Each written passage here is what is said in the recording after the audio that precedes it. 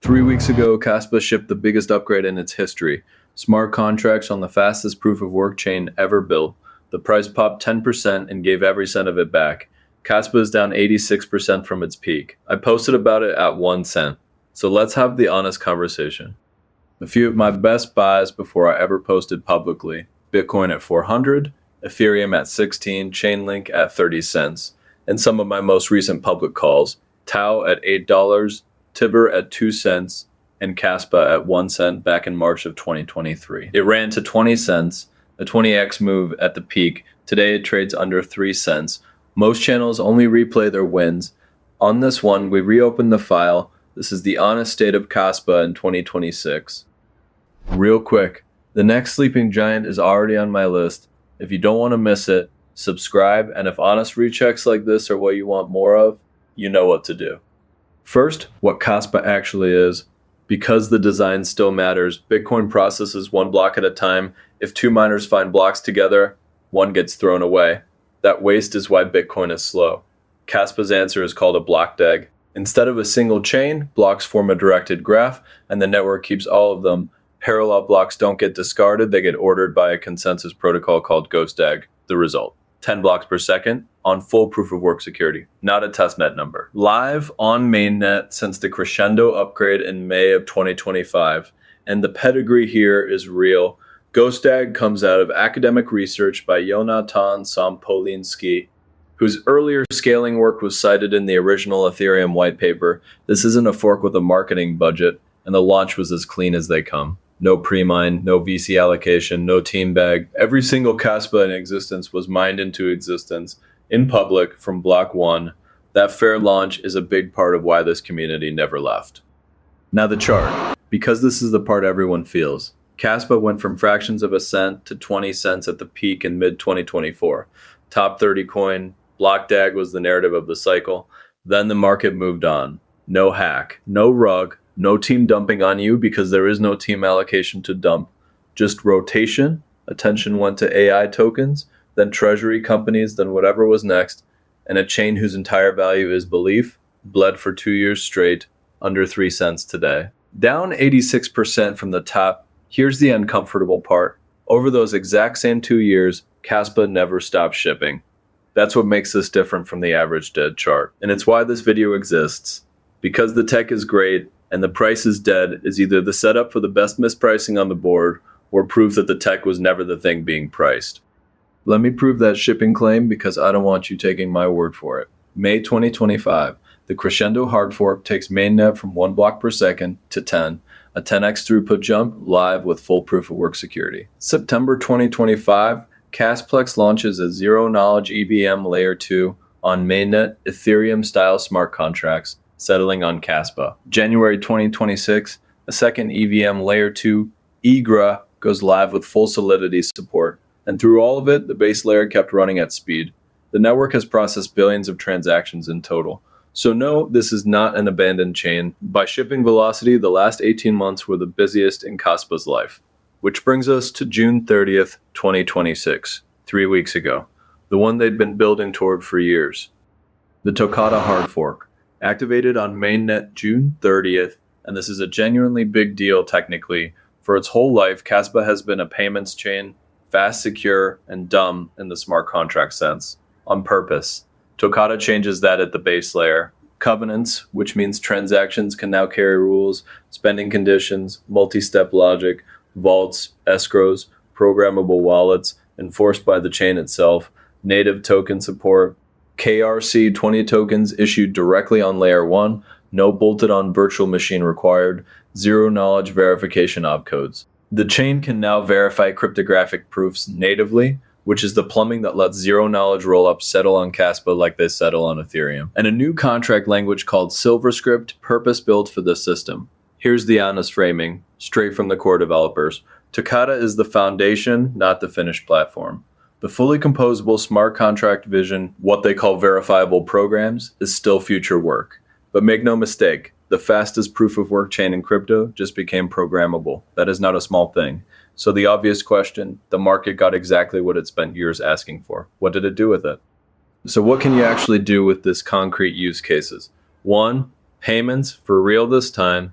10 blocks a second, and fees under 100th of a cent. That's the profile you need for point of sale, remittances, machine-to-machine micropayments, things Bitcoin was supposed to do at speeds Bitcoin can't. 2. Self-custody with safety rails, covenants enable vaults, wallets with withdrawal limits, time locks, recovery paths. If someone steals your keys, they still can't drain the vault. As someone who's been hacked before, I get why that matters.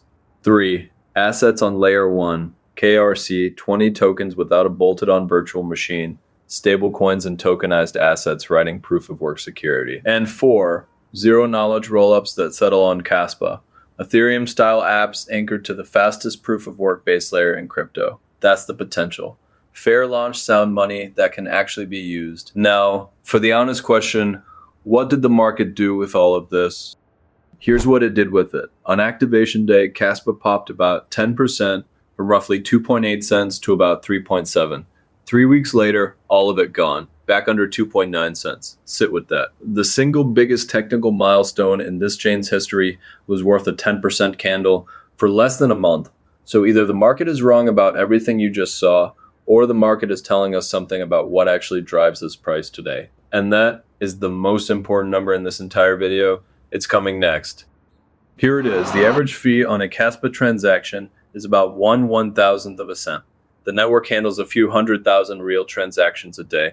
Multiply those together and you get the number that explains everything. The Kaspa network's total fee revenue is on the order of a few dollars per day. Not millions, not thousands, dollars. There's no fee burn, no staking yield, no protocol take rate, which means this $786 million network generates essentially zero revenue and has no mechanism to route value to the coin even if it did.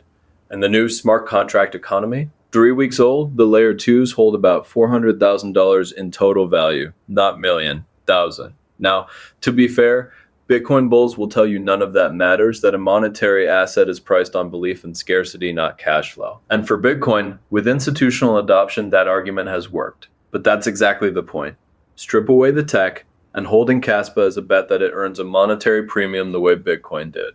The tech is the marketing for that bet. It is not the cash flow under it. And the skeptic case goes deeper than revenue, so let me argue against the position honestly. 1. The security clock, 96% of all Kaspa has already been mined. Emissions shrink every single month, and they're the only thing paying miners right now. If fees are still near zero when the block rewards run dry, the security budget thins out, Kaspa hits the question Bitcoin gets asked decades earlier. 2. The competition. Kaspa's smart contract stack is 3 weeks old. Ethereum's is 10 years old. Solana owns the retail flow, and both have millions of users and billions in liquidity. Being technically elegant is not the same as being chosen. 3. Mining is now an ASIC gain. The romantic GPU era is over. Hardware concentration is real. And 4. The graveyard problem. Crypto is full of top 30 coins from last cycle that never came back, not because the tech failed, but because attention never returned. Narrative rotation isn't a dip. Sometimes it's an exit. The numbers, as they stand today, Kaspa trades around 2.9 cents, market cap roughly 786 million, and because 96% of supply is already mined, fully diluted is nearly the same number. There is no unlocked cliff hanging over this chart. Daily volume around 13 million, all-time high 20.7 cents, set in July 2024. That's the 86% drawdown we've been talking about. From my original 1 cent post, it still sits just under a 3x. Honest question for the comments. Does programmable Kaspa attract real visible usage within a year, or does the market keep treating it as a 2024 story? Give me your honest read down below. I read the top replies. So here's my take. Kaspa does not have a shipping problem. It never did. 10 blocks a second is real. Toccata is real. The fair launch is real. What Kaspa has is a demand problem. Zero revenue, tiny contract economy usage, and a market that rotated away and hasn't come back. The tech being real is why it's still worth watching. The demand being missing is why it's 3 cents. Another upgrade won't change that equation, only usage will. Watch the usage. Before the catalysts, what to watch and what to ignore. Ignore hardfork countdown hype. Toccata just proved that shipping alone doesn't hold a bid. Ignore all-time high nostalgia posts. 20 cents is a memory, not a support level. Watch these instead. Are covenants actually being used on-chain? Is value moving into the Kaspa layer 2s? 400,000 becoming 40 million would mean something? Is there any visible fee revenue emerging? And does the DAG Knight consensus upgrade actually land? Those four move the thesis. Nothing else does. And obviously, none of this is financial advice. Kaspa is down 86% for reasons. Do your own research and size accordingly. Now, the honest catalyst map, not predictions, conditions. If these happen, the story changes. 1. Builders actually use Toccata. Real Covenant apps. Vaults people trust. Tokens people trade. The developer activity since the fork has reportedly been the fastest of the year. It needs to turn into products users can touch. 2. DAG Knight. The next consensus upgrade in the pipeline out of the same research line as GHOSTDAG. It would make confirmation speed adapt to real network latency, pushing Kaspa even further into a lane nobody else occupies. 3. The block rate roadmap, 10 blocks per second today, with a published path toward far higher rates. 4. Any real fee revenue. This is the big one. The first sign of a genuine fee market on Kaspa changes the entire security budget conversation and the entire investment conversation. None of these are guaranteed. All of them are checkable. That's the point. If you trade rotations like this, here's my stack. I use Blowfin for perps, link below.